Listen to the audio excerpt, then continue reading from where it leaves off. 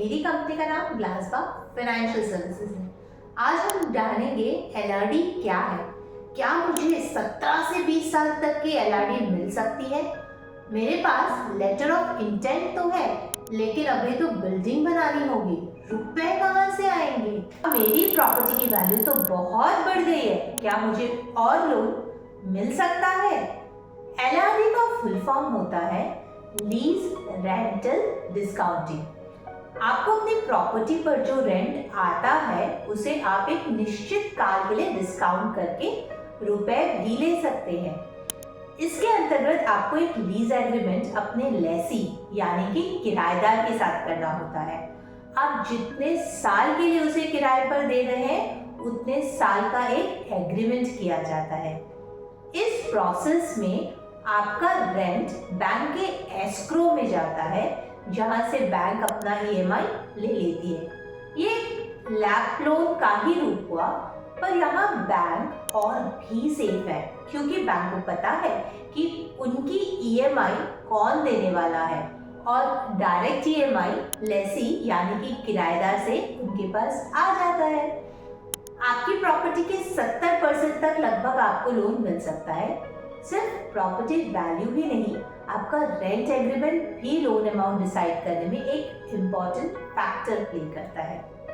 LRD के बहुत फायदे हैं, बट एलआरडी क्यों हमें लेनी चाहिए और क्या फायदे हो सकते हैं, आइए आज उसके बारे में जानते हैं। न्यू प्रॉपर्टी ओनर है, वह रुपए लेकर दूसरी नई प्रॉपर्टी खरीद सकते हैं। आपको दूसरी प्रॉपर्टी पर टैक्स डिडक्शन भी मिल सकता है।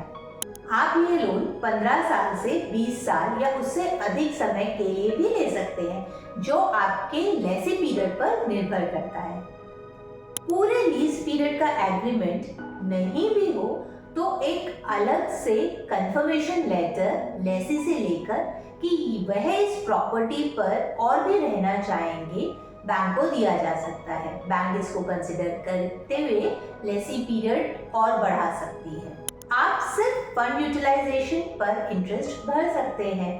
अगर आपके पास लेटर ऑफ इंटेंट है और वो कोई ए रेटेड कंपनी या कोई बहुत बड़ी कंपनी का है, तो बैंक आपको कंस्ट्रक्ट करने के लिए भी रुपए दे सकती है।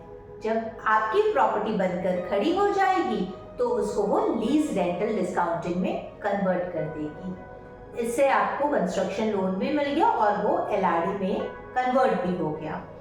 अगर आपकी प्रॉपर्टी की वैल्यू बढ़ गई है और आपका रेंट एग्रीमेंट रिन्यू हो चुका है या आपके पास सब्सटेंशियल लीज पीरियड बचा है, तो आप लोन पर टॉप अप भी करवा सकते हैं। अधिकतर बिल्डर्स बहुत एलआरडी लोन लेते हैं, क्योंकि उनके प्रोजेक्ट में कमर्शियल प्रॉपर्टी निकलती है जिन्हें वे रेंट पर देते हैं।